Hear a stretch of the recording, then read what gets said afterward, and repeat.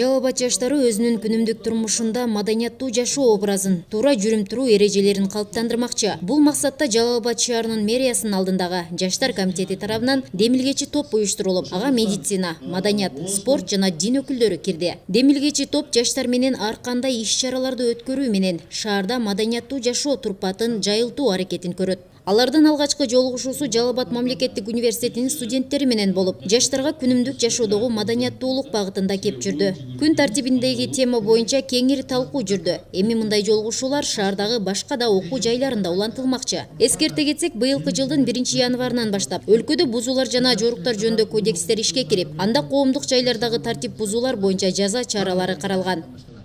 Турмушта коомубуздагы жакшынакай элибизде тунук кооз жерибизди сактап калыш үчүн жаштарга демилге дем берели деп түшүндүрүү иштерин жүргүзөлү деп аралап жүрөбүз. Мен ойлоймун, бул ой максатыбыз ишке ашат.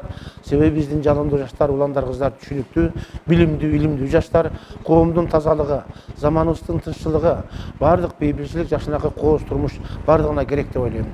Бүгүнкү иш-чарада ошо жаңы кабыл алынган мыйзам түкүрүүгө штраф боюнча болуп атат. Ошол мыйзамдарга жаштардын көз карашы кандай, каршы же туура элеби ошону бул жаштар көбүнчө азыр кээ биркилер шылдыңдап деле ошентип видеороликтер тартат го. Ошого каршы мындай туура пикирлерди айтылып жатат бул иш-чарада.